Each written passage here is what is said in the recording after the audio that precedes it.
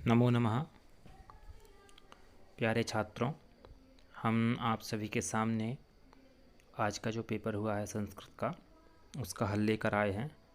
जैसा कि आप देख पा रहे हैं, हाई स्कूल मुख्य परीक्षा वर्ष 2024 75 नंबर का आपका यह प्रश्न पत्र है। जैसा कि आप सभी जानते हैं, सेट 4 थे, इसमें कुछ इधर उधर क्रम से सभी में लगभग प्रश्न समान हैं। तो पहले निर्देशों को पढ़ देख लीजिए। सभी प्रश्न आपको हल करना अनिवार्य था।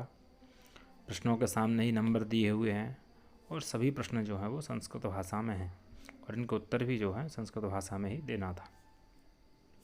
पहला प्रश्न है, उचित विकल्पम चित्वा लिखत। सही विकल्प चुनकर हमको लिखना है, जिसमें बालकान इत्यस्मिन् पदे विभक्ति अस्ति। पूछा गया है कि बालकान इसमें कौन सी विभक्ति है। तो जैसा कि आप देख पा रहे हैं, कौन सी विभक्ति है बालकान में? द्वितीया विभक्ति।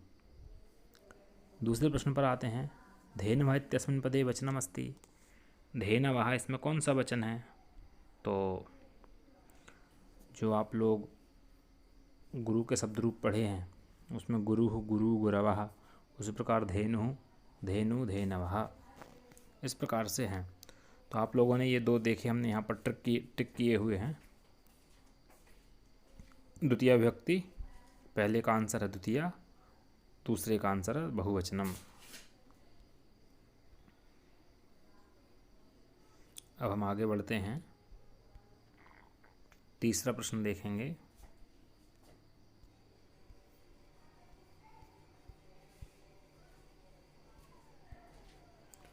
तीसरे प्रश्न में आप देखिए, यहाँ पर पूछा है, नदीनाम इत्यस्मिन् पदे विभक्ति अस्ति।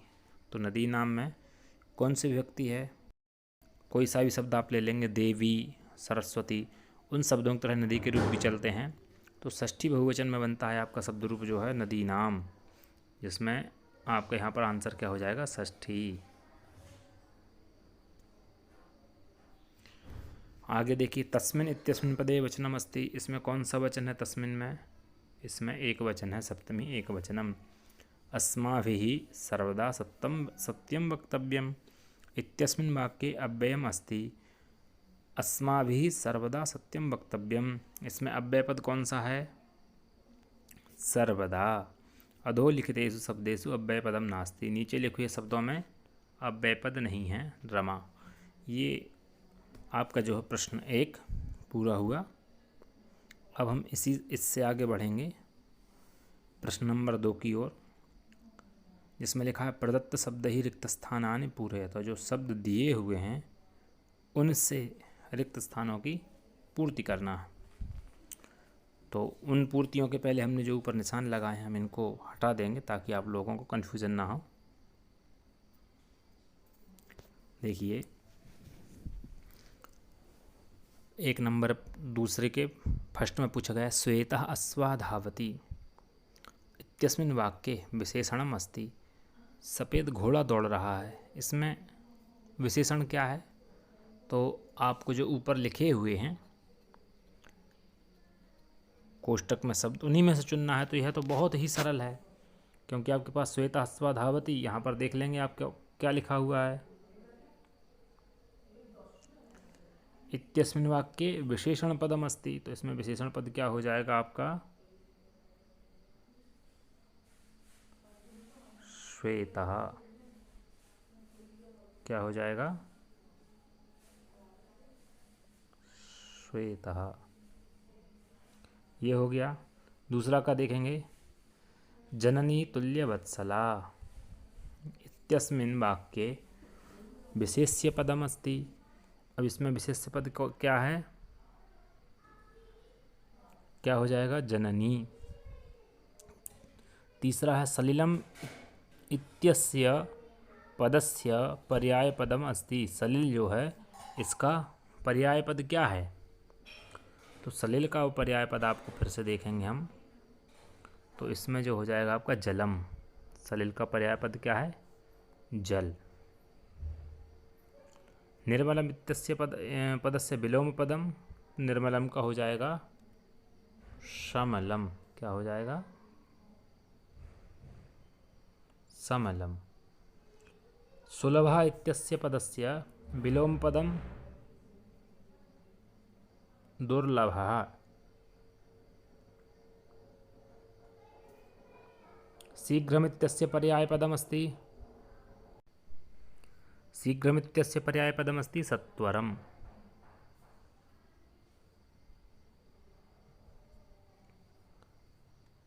इस प्रकार से यह हमारे दूसरा क्वेश्चन संपूर्ण हुआ। अब हम चलेंगे अगले पर, तीसरे पर चलते हैं। तीसरे में आप देखेंगे युग्म मेलनम कुरुत। इसमें हमको सही जोड़ियां बनाना है। पहला आपका प्रश्न है पुस्तकालयः। पुस्तकालयः का क्या होगा? आपका यहाँ देखेंगे टा पे लिखा है दीर्घ स्वर संधि। यह आपका पहला है, दीर्घ स्वर संधि। दूसरा आप देखेंगे निश्चलः। निश्चलः, निश्चलः में संधि विच्छेद हुआ है निहि धन चलः। यह आपकी दूसरी हो जाएगी। सूर्योदयः। सूर्योदय में आप सब जानते ही हैं, इसमें जो है आपकी गुण संधि होगी। यह निश्चल के ऊपर ही, ये 3 नंबर। अनुरूपम। रूपस्य योग्यम अनुरूपम। जहाँ कहीं भी उपसर्ग पहले दिखे वहाँ तो आपको पहले भी बताया गया था कि आंख बंद करके उसमें अव्ययीभाव समास। तो यह चौथा हो गया। चौरभयम। चौरात भयम चौरभयम, यह जो है आपका 5वां हो जाएगा तत्पुरुष समास। त्रिभुवनम। जहाँ कहीं भी संख्या पहले हो तब वहाँ पर संख्या पहले यदि है तो द्विगु समास हो जाता है। तो आपका यह 6वां ये हो गया सबसे लास्ट में। प्रश्न नंबर 4 पर आते हैं। एक पदेन उत्तरम लिखत। एक पद में आपको उत्तर लिखना है।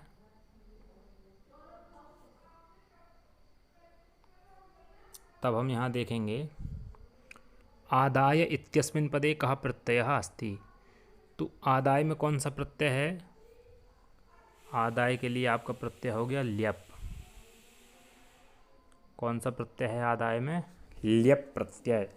जहाँ कहीं भी उपसर्ग हो धातु से पहले उसमें ल्यप प्रत्यय ही होता है। और यदि ल्यप प्रत्यय नहीं है, यदि उपसर्ग नहीं है तो त्वा प्रत्यय होता है। यहाँ पर उपसर्ग है।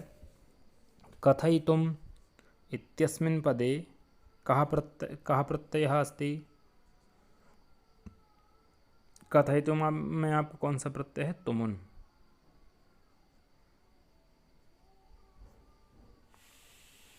पा त्वा संयोज्य पदम किम भविष्यति। अब पा और त्वा यह जो लिखा है इसमें कौन सा संयुक्त रूप क्या बनेगा? इसका बनेगा बेटा पीत्वा।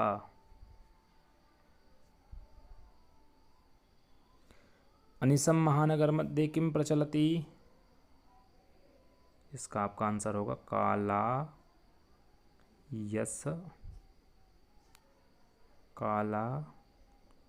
यस चक्रम। दुर्बले सुते कस्याः अधिका कृपा भवति। दुर्बले सुते कस्याः अधिका कृपा भवति। मातुः। पित्रा पुत्राय बाल्ये किम यच्छति। तो इसका हो जाएगा विद्याधनम। पिता यच्छति पुत्राय बाल्ये विद्याधनम महत्। यह आपके सूक्ति में आया हुआ है। इस प्रकार आपका यह चौथा पूरा हुआ। 5वें नंबर में देखेंगे शुद्ध वाक्यानां समक्षम आम अशुद्ध वाक्यानां समक्षम न इति लिखत। लभते इत्यस्मिन् पदे प्रथम पुरुषः अस्ति। तब आपका यहाँ पर हो जाएगा आम। आपको आम और ना लिखना है। आपको आम और ना लिखना है, उसकी जगह में यहाँ पर राइट का टिक और गलत का टिक लगाते जाता हूँ। लभते इत्यस्मिन् पदे प्रथम पुरुषः अस्ति आम। आसीत् इत्यस्मिन् पदे बहुवचनम अस्ति न, इसमें तो एक वचन है। पिबति इत्यस्मिन् पदे एकवचनम अस्ति आम। अपठति इत्यस्मिन् पदे लङ्लकार अस्ति आम। निर्गच्छति इति पदे निरुपसर्गः अस्ति आम। प्रत्युपकारा इति पदे प्राउपसर्गः अस्ति न, प्रत्युपकारा में प्रत्युपसर्ग है। इस प्रकार है आपका 5वां प्रश्न पूरा हुआ। आप ध्यान देते जाएं, यदि आप लोग इस प्रकार से करके आए हैं तो आपको पूरे में से पूरे नंबर मिलेंगे, कोई नहीं रोक सकता। अब इसके बाद आपके आ गए 6 से 10 तक प्रश्नोत्तर, जिनका आपको पूर्ण वाक्यों में लिखना है। पूर्ण वाक्य ऊपर स्पष्ट लिखा है, प्रश्न क्रमांक 6 पर्यन्तं प्रश्नानाम् उत्तराणि पूर्णवाक्येन लिखत। कुशलवयोः वंशस्य कर्ता कः? तो भगवान सहस्रदीधिति। पूरा उत्तर आप कैसे लिख के आए होंगे कि कुशलवयोः वंशस्य कर्ता भगवान सहस्रदीधिति। अथवा का जो प्रश्न है, बुद्धिमती केन उपेता पितृगृहं प्रति चलिता। तो बुद्धिमती केन के स्थान पे आपको लिखना है पुत्रद्वयोपेता पितृगृहं प्रति चलिता। 7 नंबर में सुरभि इंद्रस्य प्रश्नस्य किमुत्तरं ददाति। भो वाशव अहं पुत्रस्य दैन्यं दृष्ट्वा रोदिमि। अस्माभिः कीदृशः वृक्षः सेवितव्यः। तो अस्माभिः फलच्छाया समन्वितः महावृक्षः सेवितव्यः, इसका यह उत्तर है। प्रश्न नंबर 8, मयूरः कथं नृत्यमुद्रायां स्थितः भवति। मयूर कैसे नृत्य मुद्रा में स्थित होता है। तो मयूरः पिच्छान उद्घाट्य नृत्य मुद्रायां स्थितः भवति। अन्ते प्रकृतिमाता प्रविश्य सर्वप्रथम किं वदति। अन्ते प्रकृतिमाता प्रविश्य वदति, भो भो प्राणिनः यूयं सर्वे मे सन्ततिः, कथं परस्परं कलहं। 9वां प्रश्न है, भूकंपस्य केंद्रबिंदु कः जनपदः आसीत्। तो भूकंपस्य केंद्रबिंदुः कच्छ जनपदः आसीत्। समस्तराष्ट्रं कीदृशे उल्लासे मग्नम् आसीत्। समस्तराष्ट्रं नृत्यगीतवादित्राणाम् उल्लासे मग्नम् आसीत्। मीनः कदा दीनां गतिं प्राप्नोति। इसका उत्तर होगा यदा सरः संकोचम् अंचति तदा मीनः दीनां गतिं प्राप्नोति। कानि पूरयित्वा जलधः रिक्तः भवति। तो नाना नदी नदशतानि जलधः पूरयित्वा रिक्तः भवति। यह आपके 6 से 10 तक के प्रश्नोत्तर हो गए। आगे आपका प्रश्न नंबर 11, रेखांकित पदमाधृत्य प्रश्न निर्माणं कुरुत। कोपि द्वे, जिनमें नीचे देखिए अंडरलाइन है, उनके अनुसार आपको प्रश्न निर्माण करना है। तो जैसे 11 का पहला है, धेनु नाम माता सुरभि आसीत। यहाँ पर देखिए धेनु नाम के नीचे अंडरलाइन है, तो आपका प्रश्न क्या बनेगा, काशाम माता, काशाम माता सुरभि आसीत है प्रश्न बन जाएगा। दूसरा, चातकः वने वसति। तब वने के नीचे अंडरलाइन है, उसकी जगह आपको लिखना था कुत्र। तीसरा, मयूरस्य नित्यं प्रकृतेः आराधना। तब प्रकृति के स्थान पे आपका हो जाएगा प्रश्न कस्याः। यह आपका 11वां प्रश्न पूरा हो गया। अब हम 12 नंबर का उत्तर देखेंगे। अधोलिखितानि वाक्यानि कः कं प्रति कथयति। कौन किससे बोल रहा है, इनमें से कोई 2 करना है। तो भवान कुतः भयात् पलायितः, यह कौन बोल रहा है, सृगालः। या हम कह सकते हैं जम्बूकः व्याघ्रं प्रति। अन्यतम वदसि चेत काकः दसेत्, यह कौन कह रहा है, काकः पिकं प्रति, पिक को कह रहा है।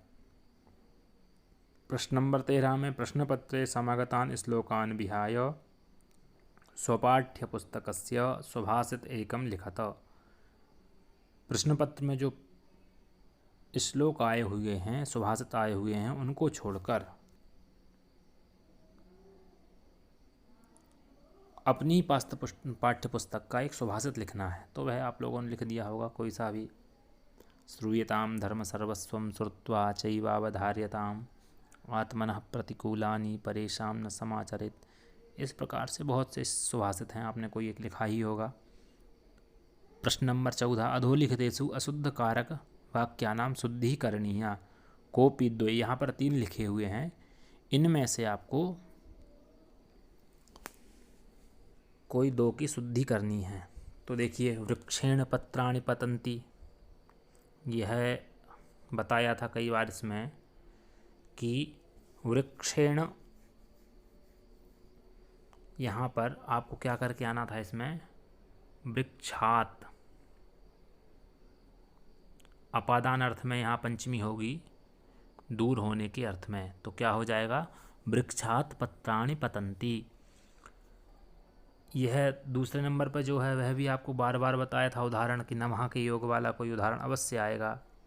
तब यहाँ पर गुरुम नमः की जगह हो जाएगा आपका गुरवे नमः, गुरवे नमः। तीसरा जो आपका उदाहरण है, इसमें जो लिखा है वह शुद्ध ही है, यह अशुद्ध, इसमें अशुद्धि है ही नहीं। विद्यालयम परितः वृक्षाः सन्ति, वस्तुतः पूछने का उद्देश्य यह था कि इसमें यहाँ पर लिखा होता विद्यालयस्य परितः, लेकिन अभितः परितः समयानिक्सा हा प्रतियोगेपि, इस सूत्र से यह सूत्र नियम करता है कि विद्यालय परितः के योग में द्वितीया ही होती थी। यहाँ पर परितः लिखा हुआ, इसलिए विद्यालय परितः वृक्षाः सन्ति, यह सही वाक्य है। यदि किसी ने इसको ऐसा ही छाप दिया होगा, ऐसा ही लिख दिया होगा, तब भी आपका यह शुद्ध है।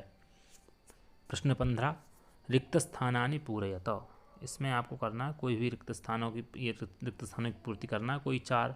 तो का कहा, यहाँ आप देख रहे हैं मेध्यामेध्य भक्षकः भवति, भूकंपित समये बहिगमनमेव उचितं भवति, पर्यावरणस्य संरक्षणम् एव प्रकृतेः आराधना। चौथा जो आपका है उसमें आएगा पिकः, यह जो हम बोल रहे हैं 4 नंबर का, उसमें आपका इस प्रकार से आएगा पिकः। परभृत अपि कथ्यते, उसके बाद सदा, सदा में विसर्ग नहीं रहेगा, सदा समयस्य सदुपयोगः करणीयः। मयूरः, यह जो आपका हो जाएगा, इसमें हो जाएगा अहिभुक् नाम्नापि इति नाम्नापि ज्ञायते, अहिभुक् का आधा। 16 नंबर अधोलिखितानि वाक्यानि घटनाक्रमानुसारेण लिखत, इसमें घटनाओं का क्रम क्या रहेगा, इसमें घटना का क्रम रहेगा, पहले नंबर पर रहेगा दूसरा, यह जो 2 नंबर है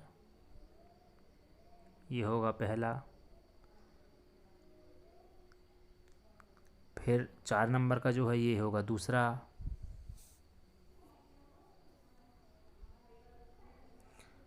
1 नंबर का जो है ये होगा तीसरा, और जो 3 नंबर पे है वह आपका हो जाएगा चौथा। इस प्रकार इसका पूरा घटनाक्रम रहेगा। देखिए, मार्गे सा एकम व्याघ्रम अपश्यत, मार्ग में उसने एक व्याघ्र को देखा, किसने, वो बुद्धिमती ने। उसके बाद व्याघ्र, फिर इसमें बाकी बीच का दिया नहीं है, फिर उसने व्याघ्र को देखते ही कहा कि अरे तुम दोनों क्यों इसे एक व्याघ्र के लिए लड़ रहे हो। तो उसने सोचा कि अरे ये कोई व्याघ्र मारी, तो व्याघ्र मारी इयमिति मत्वा पलायितः, यह सुनकर व्याघ्र भाग गया। लेकिन तीसरा पॉइंट है, जब वह जा रहा था तो जम्बुक नाम का जो सरगाल था उसने उसे फिर से कहा अरे आप कहाँ जा रहे हैं, उसको फिर से ढांढ से बधाया, उत्साह दिया कि चलो हम चलते हैं। उसने आपको बेवकूफ़ बना दिया। जब वह वापस आ रहा था तो जो बुद्धिमती थी उसने जब उसे देखा कि इसके साथ आ रहा है, तब वह सरगाल को भी बोली कि अरे मैंने तुम्हें पहले 3 बाघ दिए हुए थे और तुम एक ही लेके आ रहे हो। इस प्रकार से अब हम चलते हैं अगले की ओर, वाच्य परिवर्तनम। वाच्य परिवर्तन यदि आपने अपनी कक्षाओं में समझा होगा तो यह बहुत सरल है, आप इसको आसानी से, इसमें आपके 2 नंबर पक्के हो सकते थे, आपने अच्छे से किया होगा। तो छात्रः ग्रंथम पठति, छात्रः ग्रंथम पठति का आपका हो जाएगा, इसको कर्मवाच्य में बदलना है। तो जो छात्रः है वह कर्मवाच्य में, उसमें तृतीया विभक्ति हो जाएगी। छात्रेण, जो ग्रंथम है उसमें प्रथमा विभक्ति हो जाएगी, ग्रंथः। और जो आपका पठति है उसका रूप बनेगा पठ्यते, छात्रेण ग्रंथः पठ्यते। इस प्रकार आपका यह पहला हुआ। त्वया सत्यम कथितम, तब इसका हो जाएगा त्वम सत्यम कथितवान, कथितवान। काकः पिकस्य संततिम पालयति, इसको कर्मवाच्य में बदलना है, तब ये काका की जगह हो जाएगा काकेन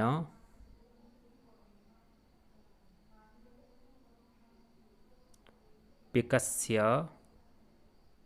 वैसा ही रहेगा संतति ही, संततिम की जगह हो जाएगा संतति ही पालयति पाल्यते, काकेन पिकस्य संतति ही पाल्यते।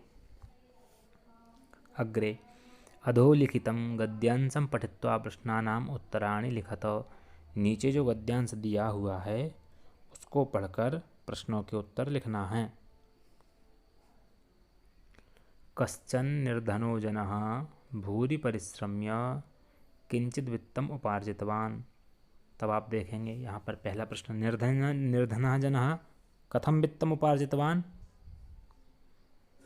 तब हम इसमें टिक करेंगे कि निर्धनः जनः, उत्तर लिखेंगे भूरि परिश्रम्य किंचित वित्तम उपार्जितवान है उसका पहले का हो गया। आगे फिर से पढ़ते हैं। तेन वित्तेन स्वपुत्रम एकस्मिन् महाविद्यालये प्रवेशं दापयितुं सफलो जातः। दूसरा प्रश्न देखो, सः कुत्र सफलो जातः, तो एकस्मिन्, यहाँ से एकस्मिन् महाविद्यालये प्रवेशं दापयितुं सफलो जातः, यह दूसरे का हो गया। आगे पढ़ते हैं। तत्तनयः तत्रैव छात्रावासे निवसन् अध्ययने संलग्नः समभूत्। प्रश्न देखिए, तत्तनयः कस्मिन् संलग्नः समभूत्, तो तत्तनयः तत्रैव छात्रावासे निवसन् अध्ययने संलग्नः समभूत्, ये आपके तीनों हो गए। अथवा वाला देख लीजिए, पंचोत्तर 2000तमे ख्रीष्टाब्दे 2005 ईस्वीये वर्षे अपि कश्मीर प्रान्ते पाकिस्तानदेशे च धरायाः महत्कम्पनं जातम्। प्रश्न देखिए, कश्मीर प्रान्ते कदा धरायाः महत्कम्पनं जातम्, तो कश्मीर प्रान्ते पाकिस्तानदेशे च 2000तमे ख्रीष्टाब्दे ईस्वीये वर्षे कंपनम धरायाः महत्कंपनम जातम, यह आपका जो हो गया पहली ही लाइन, यहाँ से लेके जातम तक। कति जनाः अकाल कालम कवलिताः, आगे हम पढ़ेंगे। यस्मात् कारणात् लक्ष्य परिमिताः जनाः, कितने लोग, लाखों लोग, लक्ष्य परिमिताः जनाः अकाल कालम कवलिताः, मतलब कई लोग बिना समय से पहले ही मर गए। पृथ्वी कस्मात् प्रकम्पते इति विषये के कथयन्ति, तो पृथ्वी कस्मात् प्रकम्पते इति विषये वैज्ञानिकाः कथयन्ति यत् पृथिव्याः अंतर्गर्भे, इसमें लिखा ना के कथयन्ति, तो इसका सिर्फ उत्तर हो जाएगा, पूरा वही रहेगा प्रश्न, उसमें लिखना है खाली वैज्ञानिकाः, के कथयन्ति तो पृथ्वी कस्मात् प्रकम्पते इति विषये वैज्ञानिकाः कथयन्ति, यह आपका उत्तर हो जाएगा। नीचे देखिए 19 नंबर में, अधोलिखितं पद्यांशं पठित्वा प्रश्नानाम उत्तराणि लिखत, नीचे पढ़े हुए पद्यांश को लिखकर प्रश्नों के उत्तर लिखो। गुणी गुणं वेत्ति न वेत्ति निर्गुणो, बली बलं वेत्ति न वेत्ति निर्बलः, पिको वसन्तस्य गुणं न वायसः, करी च सिंहस्य बलं न मूषकः। गुणी किं वेत्ति, ऊपर लिखा हुआ है आपका गुणी गुणं वेत्ति, बली किं वेत्ति, बली बलं वेत्ति, पिको कस्य गुणं वेत्ति, तो पिको, यह लिखा हुआ है आपका वसन्तस्य गुणम वेत्ति। अगले पे चलते हैं, इसी का अथवा कज्जल मलिनं धूमं मुञ्चति सत्सगटीयानं बाष्पयानमालासं धावति वितरन्ति ध्वानं, यानानां पंक्तयो ह्यनन्ता कठिनं संसरणं शुचिः पर्यावरणं। तो सत्सकटियानं किं मुञ्चति? तो कज्जलमलिनं धूमं मुञ्चति। सत्सकटियानं किं मुञ्चति? कज्जलमलिनं धूमं मुञ्चति। पहली लाइन हो जाएगी आपकी। का संधावती? दूसरे में आपको उत्तर लिखना है कि बाष्पयान माला संधावती। बाष्पयान माला कथम संधावती? तो बाष्पयान माला ध्वानं वितरन्ती संधावती। क्या? बाष्पयान माला संधावती वितरन्ती ध्वानं, यह आपका प्रश्न हो जाएगा। नीचे आप देखेंगे 20 नंबर में अथो लिखितम नाट्यांशं पठित्वा प्रश्नानाम उत्तराणि लिखत। नीचे लिखे हुए नाट्यांश को पढ़कर आपको प्रश्नों के उत्तर लिखना है। रामः अतिदीर्घः प्रवासोऽयं दारुणश्च विदूषकम् अवलोक्य जनान्तिकं कुतूहलेनाविष्टो मातर्मनयोनमितो वेदितुम् इच्छामि न युक्तं च स्त्रीगतमनुयोक्तुं विशेषतस्तपोवने तत्कोत्राभ्युपायः। यहाँ देखिए पहले आप प्रश्न मातरमनयोनमिं कः वेदितुम् इच्छति?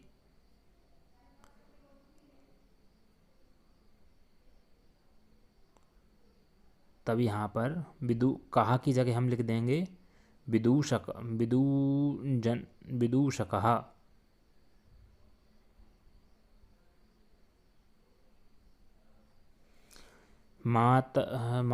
मनयोनमिं कः वेदितुम् इच्छति? तो यहाँ हो जाएगा उत्तर में कहा के स्थान पर रामः। कस्याः द्वे नाम्नि विदूषकः? अहं पुनः पृच्छामि किं नाम ध्येयायुर्जननी लवः। तस्याः द्वे नाम्नि, तो कस्याः द्वे नाम्नि? मातुः, अथवा कस्याः के स्थान पर जाएगा तस्याः द्वे नाम्नि। के देवी इति नाम्ना आह्वयन्ति? तो तपोवनवासिनो देवी इति नाम्ना आह्वयन्ति। के तपोवासिनः देवी इति नाम्ना आह्वयन्ति। यह आपका यह लिखा हुआ है तीसरा, यह है आपका ऊपर दूसरा, और यह है आपका प्रथम। ये 3 हो गए। अथवा में सिंहः, यहाँ थोड़ा मिसप्रिंट हो गया, यहाँ पर है तूष्णीं भव भोः युवामपि मत्सदृशौ भक्षकौ न तु रक्षकौ एते वन्यजीवाः भक्षकं रक्षकपदयोग्यं न मन्यते।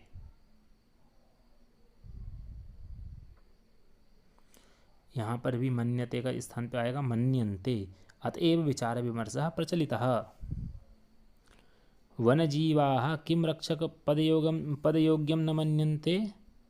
तो यहाँ आपको करना है कि भक्षकम रक्षकपदयोग्यं न मन्यते। केन बहुकालपर्यन्तं शासनं कृतं? दूसरा आगे पढ़ेंगे। बकः सर्वथा सम्यगुक्तं सिंहमहोदयेन वस्तुतः एव सिंहेन बहुकालपर्यन्तं शासनं कृतं। यहाँ क्या हो जाएगा? केन, तो उसकी जगह स्थान पर हमको लिखना है उसके स्थान पर सिंहेन बहुकालपर्यन्तं शासनं कृतं। खगः एव कः भविष्यति इति? तो खगः एव वनराजः भविष्यति इति। इस प्रकार आपका यह 20वां अथवा का हो गया। 21 नंबर पे चलते हैं। यहाँ पर एक अधोलिखितम अपठित गद्यांशं पठित्वा प्रश्नानाम उत्तराणि लिखत। यहाँ नीचे लिखे हुए एक अपठित गद्यांश को पढ़कर प्रश्नों के उत्तर लिखना है, कोई 4।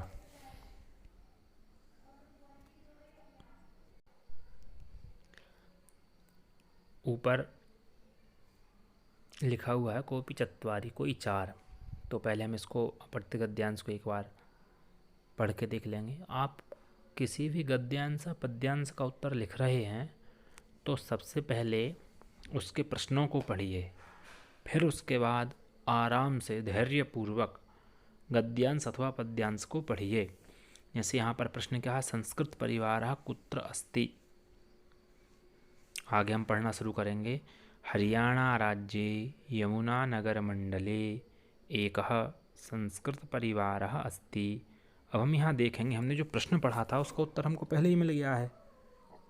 यदि हम पहले पूरा पद्यांश गद्यांश पढ़ेंगे, उसके बाद प्रश्न पढ़ेंगे, फिर गद्यांश पढ़ेंगे, इसलिए पहले एक प्रश्न देख लो। तो संस्कृत परिवारः कुत्रस्ति? तो हरियाणा राज्ये यमुनानगरमण्डले एकः संस्कृत परिवारः अस्ति। एक प्रश्न का उत्तर मिल गया। आगे चलते हैं, दूसरा प्रश्न पढ़ेंगे। प्राध्यापकः कस्मै 100 रूप्यकाणि दत्तवान्?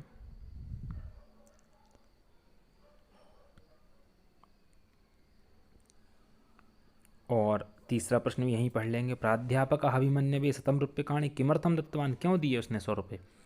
तो आगे पढ़ते हैं दूसरी लाइन। तस्मिन् गृहे सर्वे संस्कृते सम्भाषणं कुर्वन्ति तत्र पशवोऽपि संस्कृतम् अवबोद्धुं समर्थाः सन्ति।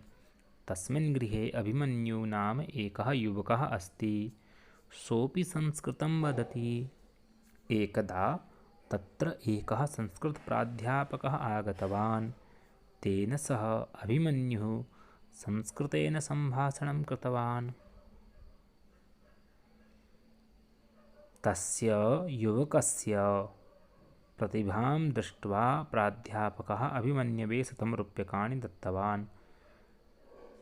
पहला प्रश्न हो गया कि दूसरा हो गया कि प्राध्यापकः कस्मै 100 रूप्यकाणि दत्तवान्? तो कस्मै के स्थान पर आपका आ जाएगा अभिमन्यवे। क्या आ जाएगा? यह जो है इसके ऊपर लिख, अभिमन्यवे 100 रूप्यकाणि दत्तवान्। तीसरा प्रश्न है कि अभिमन्यवे प्राध्यापक अभिमन्यु 100 रूप्यकाणि किमर्थं दत्तवान्? तो तस्य किमर्थं दत्तवान् कि तस्य युवकस्य प्रतिभां दृष्ट्वा